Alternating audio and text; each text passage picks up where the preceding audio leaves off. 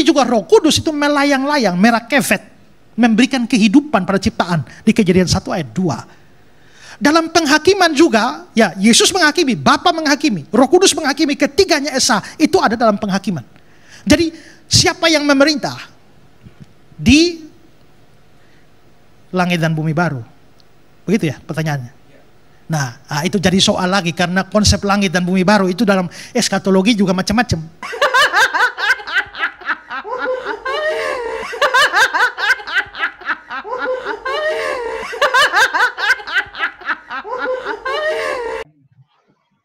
Assalamualaikum warahmatullahi wabarakatuh. Berjumpa lagi dengan Jadi HMC ya, channel yang mengedukasi dan menghibur. Di kesempatan kali ini kita akan membahas ya, Pendeta Ezra Solu yang mulai linglung menurut saya ya. Mulai pikun atau mulai apa saya nggak tahu nih. Baru beberapa hari yang lalu, dia membuat video A, tiba-tiba sekarang dia bantah sendiri pernyataan dia. Jadi yang benar yang mana gitu ya. Ini membuat jemaat-jemaat Pendeta Ezra Solu tentu saja bertanya-tanya, yang benar mana ini Pak jawabannya gitu. Kok nggak konsisten gitu. Seharusnya menjadi seorang pendeta, menjadi seorang public figure ya, menjadi pemimpin secara rohani, harusnya ngomongnya itu bisa konsisten dong. Kalau seperti ini, nanti orang jadi ragu-ragu mengikuti Anda. Orang akan bingung, ini tak selamat nggak ya ikut Pendeta Ezra Solu? Salah-salah, masuk jurang pula. Bagaimana mungkin orang bingung, orang yang tidak tahu arah, menuntun orang lain? Dia sendirinya nggak tahu kemana arahnya. Ini kan bahaya. Untuk itu saya mohon kepada Pendeta Ezra Solu, konsistenlah dengan apa yang Anda sampaikan. Kalau hari ini Anda bilang A, besok pun bilang A. Walaupun itu salah, walaupun Anda merasa, nampaknya saya salah ngomong deh kemarin. Tapi gas saja Pak, daripada Anda ragu-ragu. Kalau memang Anda merasa yang Anda sampaikan salah, langsung sampaikan. Saya mohon maaf, kemarin di video saya yang lama, di pernyataan saya yang lama, di khotbah saya minggu lalu di mana, itu saya salah ngomong. Saya salah ngomong dan ternyata apa yang saya sampaikan itu salah. Sehingga saya ralat. Semoga tidak ada orang yang tersesat atas pernyataan saya yang sebelumnya. Langsung sampaikan seperti itu. Daripada hari ini ngomong A, nanti ngomongnya beda lagi gitu. Nggak ada ketegasan. Masa siapa yang memerintah di surga, itu nggak bisa ada ketegasan. Ini kan bahaya, Pak. Kita tahu bahwa surga itu adalah tempat di mana kita akan pergi. Tempat di mana kita akan hidup selamanya, Pak. Kalau yang memerintah di sana nggak jelas, gawat nanti kita, Pak. Nanti di sana malah kita akan ikut pemimpin A, pemimpin B, pemimpin C. Kalau yang memerintah di sana ada banyak. Kan aneh sekali. Kalau di surga yang memerintah ada rame-rame. Sedangkan perusahaan saja ya. Perusahaan itu kalau kepalanya banyak, pasti berantem, Pak. Coba lihat perusahaan family. Di situ anak nomor 1 kerja, anak nomor 2 juga, anak nomor 3 juga. Dan pekerjaan mereka nggak jelas job desk-nya. Semua sebagai pemimpin. Maka di bawahnya akan berantem. Itulah kenapa harus pembagian jelas kalau memang perusahaan family. Anak nomor 1 keuangan, anak nomor 2 operasional, anak nomor 3 marketing. Tidak boleh anak nomor 1 pergi timpain kerjaan anak nomor 2. Kalau nggak berantem, kalau job desk nggak jelas. Sekarang yang jadi masalah, masa yang memerintah di surga, itu ada 3. Terus bagaimana pembagian kerjanya? Ini kan bahaya, Pak. Nanti kita jadi kubu-kubuan. Wah, kita kubu dengan Bapak. Nanti kita kubu dengan Roh Kudus. Kita kubu dengan yang bagian Yesus. Ini kan bahaya. Tapi sebelumnya ya, kita tonton dulu lah videonya, biar teman-teman tahu ya, apa yang saya maksud. Dan nanti kita akan lanjutkan lagi, bagaimana tanggapan kita, dan kita putarkan video Ezra Solu yang lain. Yang dimana dia mengatakan bahwa yang ada di surga itu siapa. Oke, di sini Ezra Solu akan menjawab, siapakah yang akan memerintah di langit dan bumi yang baru ya. Langit bumi yang baru artinya apa? Itu surga. Oke, kita dengarkan dulu. Pak Ezra, jika Bapa, Anak, dan Roh Kudus dalam satu hakikat dan Bapa adalah otoritas tertinggi dari ketiganya, siapakah yang akan memerintah di langit dan bumi yang baru kelak? Ini ada tulisan akan memerintah di langit dan bumi yang baru kelak. Begini, maksudnya Bapa punya otoritas tertinggi, itu dalam pengertian konteks inkarnasi, di mana Bapa mengutus anak. Ya, sebagai anak, sebagai utusan. Tapi jangan pernah dibayangkan bahwa Bapa itu paling top. Lalu anak jadi nomor 2 dan Roh Kudus jadi nomor 3. Tidak. Sebagai Allah, Yesus tidak lebih rendah sedikit pun dari Bapa. Demikian juga Roh Kudus. Sehingga ketiganya memerintah. Walaupun kita bisa melihat bahwa ada hal-hal tertentu lebih diidentikan pada satu pribadi. Tetapi ketiganya, misalnya dalam menciptakan alam semesta, Allah Bapa mencipta. Tapi Yesus juga mencipta, Yohanes 1 ayat 3, Ibrani 1 ayat 3, Kolose 1 ayat 16. Tapi juga Roh Kudus itu melayang-layang, merakefet, memberikan kehidupan pada ciptaan di Kejadian 1 ayat 2. Dalam penghakiman juga, ya, Yesus menghakimi, Bapa menghakimi, Roh Kudus menghakimi, ketiganya esa, itu ada dalam penghakiman. Jadi siapa yang memerintah di langit dan bumi baru? Begitu ya pertanyaannya. Nah, itu jadi soal lagi, karena konsep langit dan bumi baru itu dalam eskatologi juga macam-macam. Ya, jadi kalau mau menjawab pertanyaan itu, maka kita harus sepakat dulu atau memahami dulu langit dan bumi baru itu apa sih? Itu harus dijelaskan dulu, baru kita bicara soal pemerintahannya. Karena begitu masuk doktrin akhir zaman, kita masuk pada aliran-aliran besar dan seluruh teolog terbagi-bagi di dalam pemahaman itu. Maka itu butuh studi khusus. Tapi intinya begini adalah bahwa akhirnya pengendali dari seluruh alam semesta ini tetap Allah yang esa dalam 3 pribadi itu. Ya. Teman-teman sudah dengar ya, ini jawaban Ezra Soru yang terbaru 2 hari yang lalu. Sedangkan jawaban dia yang lama saat ditanya, siapa yang akan dilihat oleh manusia saat di surga?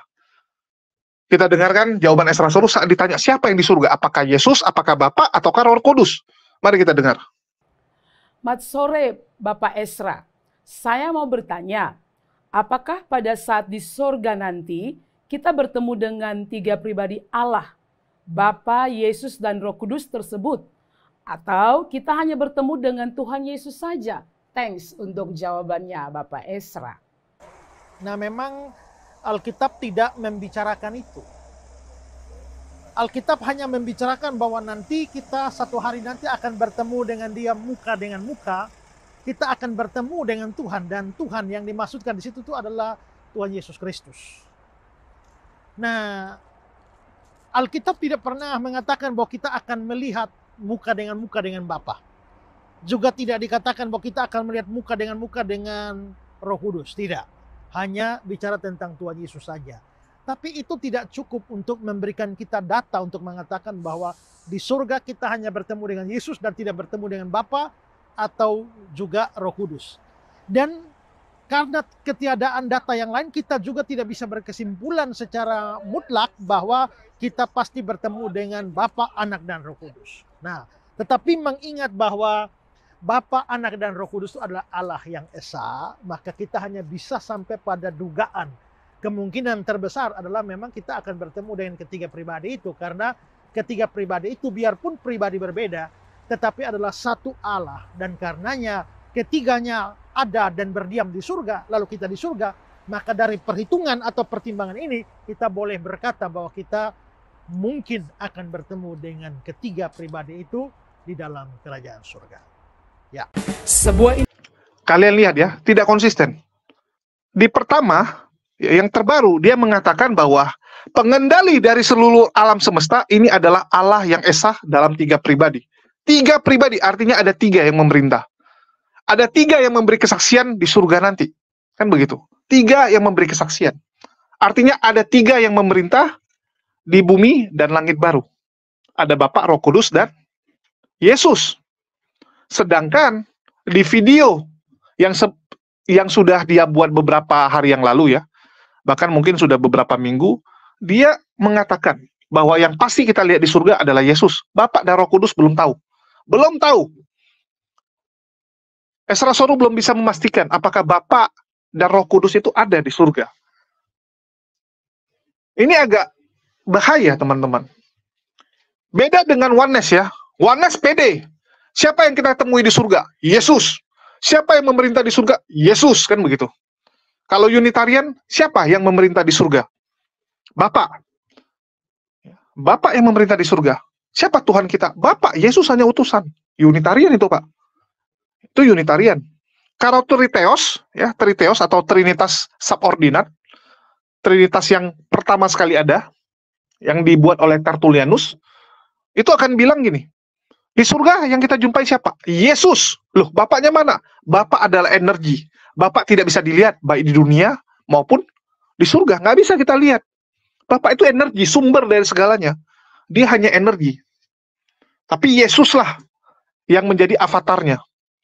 Bapak itu di dalam Yesus. Bapak memberikan kekuatan kepada Yesus. Yesus avatarnya. Ya. Roh Kudus firmannya. Roh Kudus suaranya. Masih mending gitu. Artinya Bapak memang tidak bisa dilihat baik di bumi maupun di surga. Orang Triteos itu. Kalau Trinitas gimana? Nah, ini yang bingung kan? Ditanyain, ya yang mengendalikan pokoknya tiga pribadi gitu. Kalau di surga kita ketemu siapa, Pak? Ya Yesus lah. Bapaknya mana? Ya nggak tertulis, Pak, kita lihat Yesus.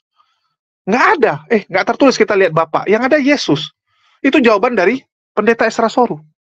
Jadi mana Roh Kudus dan mana Bapak? Bisa kita lihat nggak nanti di surga? Nggak bisa. Ya nggak bisa. Jadi jangan kalian pikir nanti di surga kalian akan, halo, wah rupanya gini muka Roh Kudus, kan gitu. Sama seperti teman-teman ya, yang baru pertama kali ketemu di Kopdar, saat pertama sekali bertemu Bang Jibril gitu kan. Loh, ternyata gini muka si Jibril. Selama ini suaranya ngebas gitu kan. Atau si Kores, muka Kores rupanya gini. Pertama sekali jumpa. Apakah akan seperti itu nanti di surga? Ternyata tidak, teman-teman. Roh Kudus dan Bapa nggak akan kalian lihat. Nampaknya. Ya, nampaknya kalau kita mengacu kepada Kristen-Kristen yang lain. Kristen-Kristen aliran-aliran lain. Tapi Trinitas sendiri juga masih ragu-ragu. Trinitas sendiri masih bingung gitu. Di satu sisi, mereka harus mengimani bahwa yang mengendalikan seluruh alam semesta adalah Allah yang Esa. Tapi di satu sisi, mereka nggak pede bahwa di surga akan ada Bapa dan Roh Kudus. Ini kan bingung gitu. Ya. Bahkan Esra Soru bilang apa? Harus sepakat dulu nih. Langit dan baru nih artinya apa dulu? Nanti jangan salah gitu. Karena seluruh teolog, ya, seluruh aliran teolog di dunia itu terbagi-bagi pemahamannya. Maka butuh studi khusus. Artinya apa? Para ahli-ahli, para teolog-teolog itu masih bingung gitu. Masih terbagi-bagi. Masih belum sepakat. Ya, karena gimana caranya sepakat gitu? Pemahaman orang. Kecuali Yesus yang bilang, di surga kalian lihat saya. Kalian nggak akan ketemu Bapa. Fix. Nggak perlu diperdebatkan. Masalahnya nggak dibilang, kan bingung jadinya. Menerka-nerka lah. Si A ngomongnya akan ketemu Bapak. Si B bilang, oh tidak. Kenapa si A berani bilang ada? Karena 3 yang memberi kesaksian. 3 beri kesaksian artinya ada pribadinya, kan gitu. Ada orang yang bisa dilihat. Ada makhluknya. Yang ini bilang nggak mungkin, Bapak tidak bisa dilihat. Berantem lagi. Ya, berantem lagi karena pemahaman itu. Jadi memang karena belum ada ketegasan, agak susah. Yang lebih kasihan jemaat di bawah, bingung dia. Wah, ini yang benar mana? Nanti yang kita jumpai siapa? Coba kalian bayangkan kalau 3 memerintah. Itu udah mirip ini ya, agama-agama pagan yang lain gitu. Yang memerintah ada 3. Kalau agama pagan Yunani masih mending. Zeus berkuasa di langit. Ya, Poseidon di lautan, Hades di alam maut. Bagi tugas mereka, masih mending. Ini kan enggak. 3-tiganya apakah akan memerintah di surga? Ini masih bingung. Atau nanti bagi tugas. Yesus memerintah di bumi. Roh Kudus memerintah di neraka. Bapak memerintah di surga. Atau seperti itu. Ya kita nggak tahu nih. Kalau gitu masih mending gitu. Ada job desk yang jelas. Ada job desk yang jelas kan. Kamu di sana, saya di sini, yang sana di situ. Kalau 3-tiganya di surga, nanti per kelompok. Udahlah saya caper aja lah sama Bunda Maria, karena disebut Ratu Surga gitu kan. Kalau Ratu Surga udah bilang A, nampaknya Yesus akan bilang A juga gitu. Apakah akan jadi seperti itu? Ini kan bingung. Bingung dan membagongkan, teman-teman. Ya. Membagongkan. Esra Soru mengatakan, jelas ya, bahwa di konsep awal, Bapak mencipta, Yesus mencipta, Roh Kudus melayang-layang memberikan kehidupan. Waduh, 3-tiganya ada dalam penciptaan. Jadi, Esdras sendiri mengakui konsep siapa yang memerintah itu dalam eskatologi juga masih macam-macam, masih berbeda pendapat. Jadi serba salah memang kalau ditanya pertanyaan ini. Nggak dijawab, nanti jemaat bingung, dijawab pun tambah bingung orang. Belum final soalnya. Yang bisa Esdras bilang apa? Karena dia Trinitas, teman-teman Kristen jangan membayangkan bahwa Bapak itu seakan-akan yang paling tinggi. Seakan-akan Bapak yang punya otoritas paling tinggi. Seperti Erastus ya. Kalau Erastus kan final gitu. Bapak paling tinggi. Yesus tidak pernah setara dengan Bapak. Yesus di bawah. Bapak sumber. Yesus yang menerima. Terus Yesus alirkan lagi ke bawah. Yesus jadi contoh. Dia yang sulung kan gitu. Kalau Esdras bilang enggak, jangan membayangkan seperti itu. Jangan dibayangkan bahwa Bapak nomor 1, Yesus nomor 2, Roh Kudus nomor 3. Tidak seperti itu. Walaupun kita bisa lihat kadang-kadang ya, ada hal tertentu yang diidentikan dengan satu pribadi saja, yang diidentikan. Kayak contoh misalnya, seakan-akan Bapak yang mengetahui segalanya, Yesus nggak tahu. Hari kiamat Yesus nggak tahu. Terus biarkan cawan ini berlalu. Artinya Bapak punya kehendak yang diutamakan dibandingkan Yesus. Yesus mengatakan, kiranya Bapak punya rencana yang terjadi, bukan rencana dia. Artinya Bapak lebih tinggi. Kalau kita lihat, kalau kita dengar. Tapi menurut Esdras nggak seperti itu. Pengertiannya tidak seperti itu. Jangan ada nomor 1, nomor 2, nomor 3. Cuman yang jadi masalah, kalau ada 3 pribadi, maka orang akan bertanya, gimana yang namanya setara? Tidak ada yang namanya bisa 100% setara, teman-teman. Dalam pertandingan pun, misalnya klasmen sama nih. Kalian lihat nih.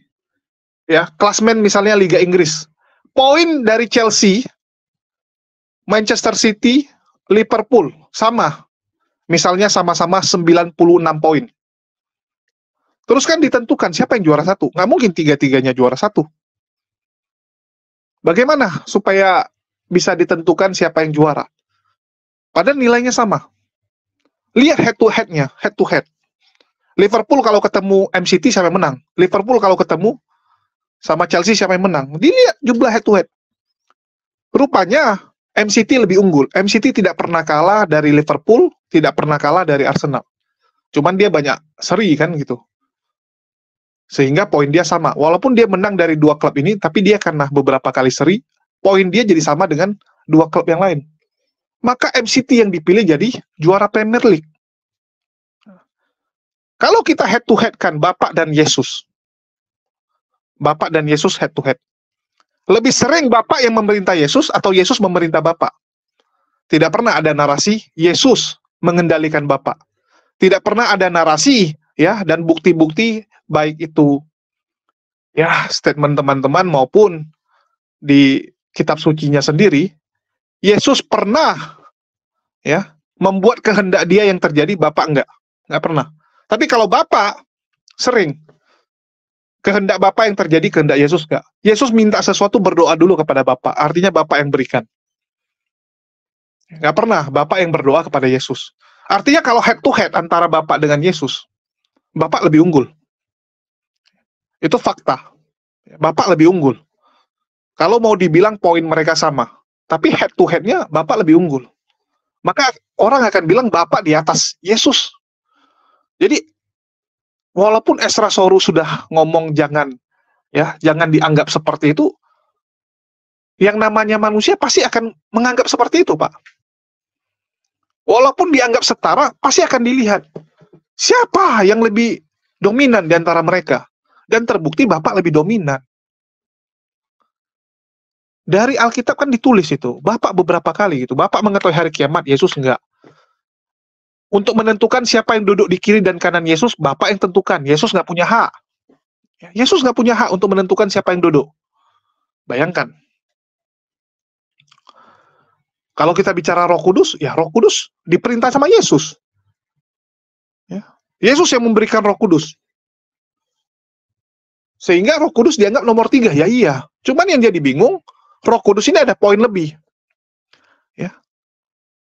Mengutuk Roh Kudus tidak terampuni, yang lain nggak apa-apa. Kan gitu.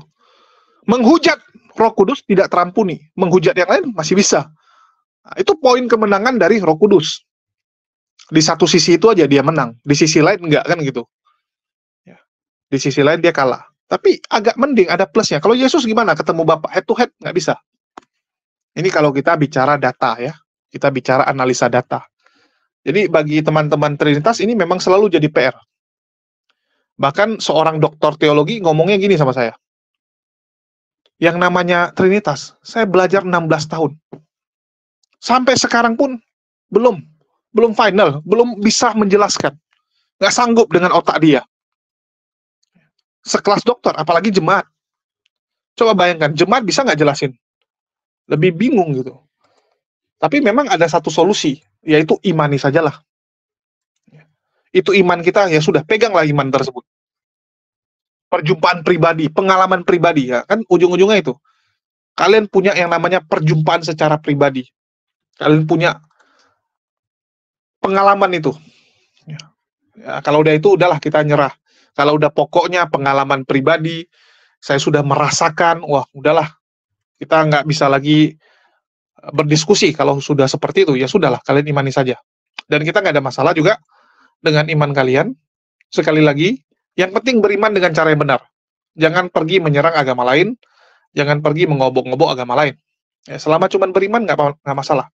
Dan saya di sini cuman mereaksi ya. Dan ini adalah hak seluruh warga negara, di mana ada konten yang di medsos yang kita anggap bahwa itu kan sudut pandang dari satu sisi. Kita berikan sudut pandang dari sisi yang lain, sehingga penonton ini bisa mendapatkan banyak masukan. Sehingga penonton ini, pendengar, ini punya inputan yang banyak dan dia sendiri yang memilih. Kira-kira lebih cocok dengan yang mana. Jadi kita jangan paksakan juga. Biarkan mereka yang memilih, mereka lebih condong, lebih cocok dengan yang mana. Jadi saya melihat Esra Soru ini tidak konsisten. Ini penilaian saya ya. Esra Soru tidak konsisten. Harusnya dia dengan pede menjawab, yes, 3 kita lihat di surga. Ada 3 di surga, udah selesai. Loh, kok bisa? Ya bisalah, pokoknya 3 yang memberi kesaksian. Daripada seperti ini, bingung jadinya. Jemaat juga bingung. Yang mendengar bingung. Nanti salah-salah keluar pula. Begitu orangnya nanti karena bingung keluar dari kekristenan, keluar dari gereja Anda bilang pula imannya lemah. Imannya lemah Anda bilang. Padahal karena jawaban Anda membuat dia bingung. Ini kan bahaya. Kan seperti itu. Jadi itu aja yang bisa saya sampaikan di video kali ini. Semoga apa yang saya sampaikan ini bisa kalian mengerti ya. Dan terima kasih buat teman-teman yang terus mendukung channel kita. Dan bagi teman-teman yang ingin membeli merchandise berupa hoodie, jaket, dan kaos, itu dapat juga menghubungi saya ya. Karena kita juga sekarang menjual merchandise, ya, lantaran kita ya lagi nganggur lah. Mau dibilang nganggur ya nganggur gitu kan. Dan karena banyak masalah yang sedang terjadi kepada saya, dan saya rasa sebagian teman-teman sudah tahu ya, kita sekarang tidak bisa menggunakan channel HMC, yang notabene bisa dibilang HMC ini kan channel utama saya, ya channel utama saya, sehingga tanpa ada HMC, terasa juga gitu, ya, terasa juga pusingnya. Dan jadi HMC ini pelan-pelan mulai mendapatkan tempat, tetapi kan butuh proses, dan kita juga butuh biaya juga untuk melalui serangan-serangan yang dilakukan oleh mereka ya. Dan sidang yang saya jalani juga masih jalan. Ya, kita juga butuh biaya untuk menghadiri sidang, ya, bayar pengacara, dan segala-segalanya. Jadi bagi teman-teman yang berminat, kita ada beberapa seri, ada bajunya ini Bang Zuma, terus yang ini juga Bang Zuma. Ya ini untuk bulan ini, karena kita lagi fokus dengan seri Palestina ya. Ini Free Palestina, gambar Bang Zuma, terus ini hoodie. Dan ini bahannya super limited. Ya, ini bahan premium, bahan yang sama dipakai dengan merek-merek besar. Ya, kain asli, bukan kain main-main. Bukan kain kain PE ya, bukan kain PE ataupun PVC. Kalau yang kelas-kelas hoodie murah kan pakainya itu biasa. Ini enggak, ini bahan kain asli. Ya, dari kain asli. Oke, modelnya ada 2. Dan bagi teman-teman yang mau beli, untuk hoodie 220 dan untuk kaos 100.000. Bahannya Cotton Combat 24S Premium ya. Bukan 30, 24 kita pakai. Jadi 24 itu di atasnya 30. Udah di atasnya, kita di atasnya lagi, karena ini yang premium, bukan yang biasa. Oke? Jadi itu aja yang bisa saya sampaikan bagi teman-teman yang tergerak untuk membeli dan ingin membantu perjuangan kami, silakan dikontak. Boleh melalui komen ataupun dari Telegram saya ataupun WhatsApp ya. Lewat WhatsApp Bang Andi juga bisa, atau Akang, ya, tanyakan kepada mereka bagaimana cara pesan bajunya. Mungkin itu aja yang bisa saya sampaikan. Makasih buat teman-teman semua yang sudah tergerak untuk membantu perjuangan kami.